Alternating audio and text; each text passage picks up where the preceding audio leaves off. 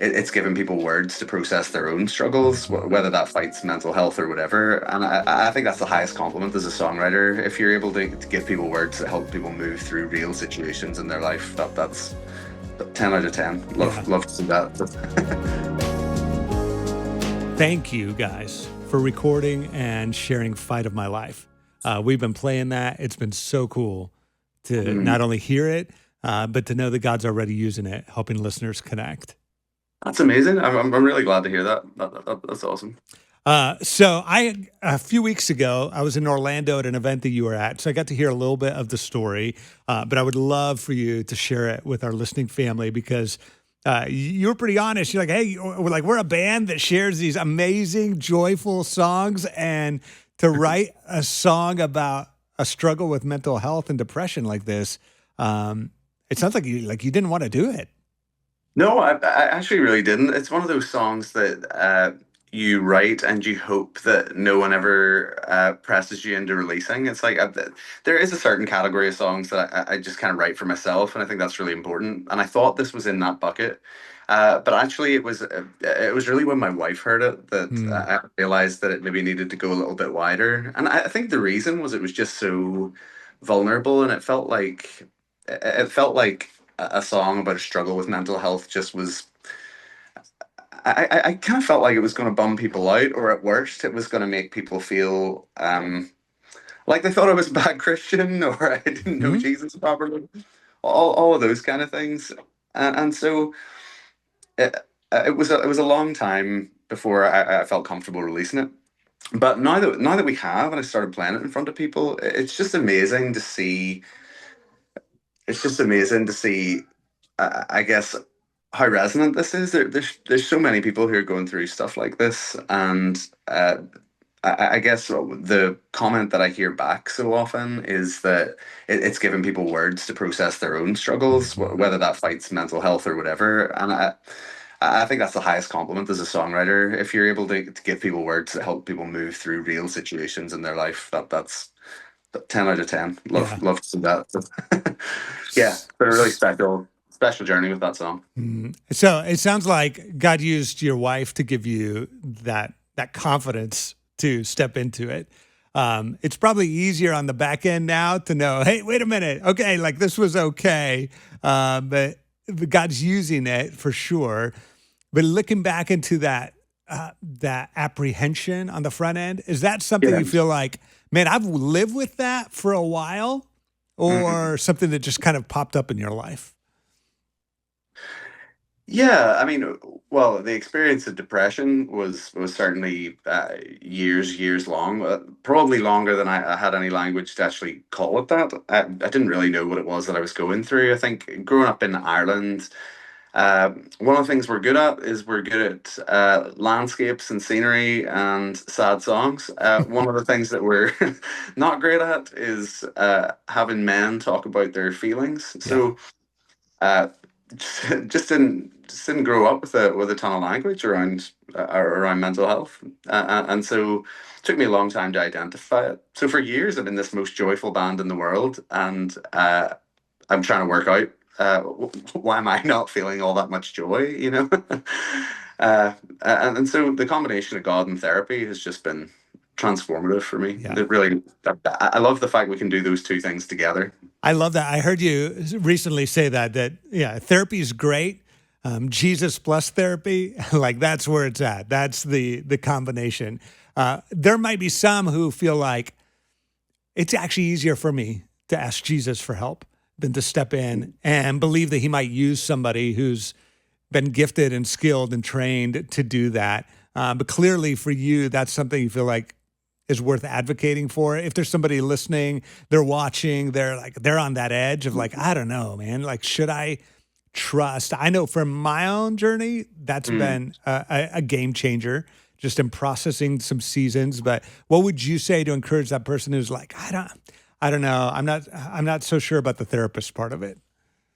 Yeah, I would say if you're currently praying and using that as your strategy for dealing with a mental health struggle, I think that's brilliant. I would just, I guess, invite anybody who's in that position to wonder if the answer to the prayer that they're praying might be that therapist. If you have a therapist's number in front of you, I wonder if that's the answer to your prayer for breakthrough. I did entertain that thought. Yeah. I think as well, people imagine, I think, and I'll put myself in this bracket. I think people imagine that they need to wait for a particular like crisis moment or uh, for you to be really super broken or something before you should reach out for therapy. And I don't really think that that's not where we're at. I think it at its best it's probably more like going to the dentist where we're getting a routine checkup and uh, you just come out with the cleaning. You don't have to do a root canal every Mm, time, and you don't mhm. need to wait until your teeth are falling out of your head before you go to the dentist. And Right. it's the same with mental health stuff.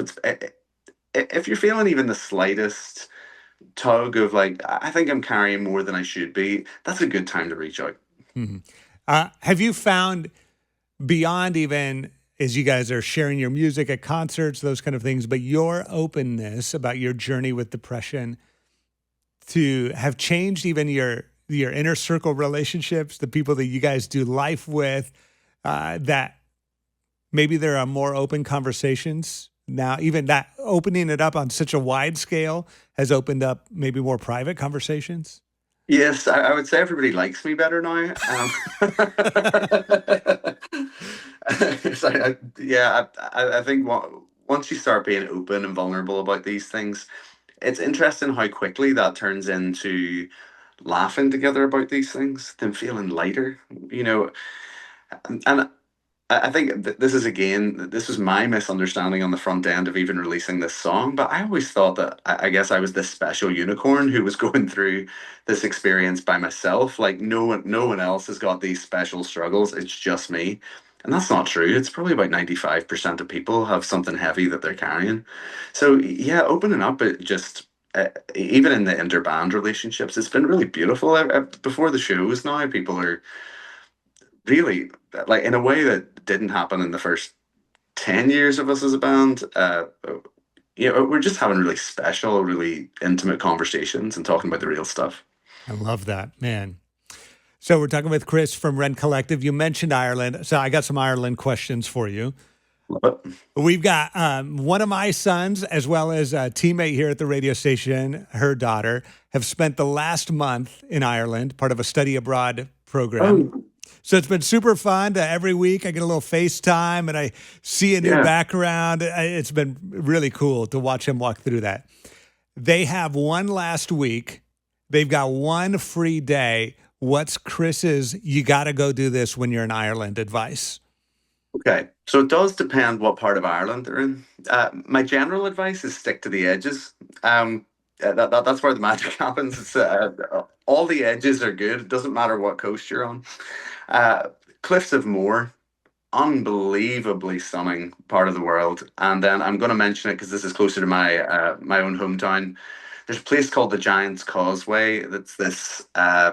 It's sort of the remains of this like volcanic rock formation, but the effect is that you're by the sea. The waves are crashing. The seagulls are soaring. It's like perfect Ireland, and there's always just a cozy wee pub you could nestle into afterwards. Nice.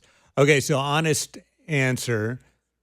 Is it easier to be inspired to write music in Ireland or in the US?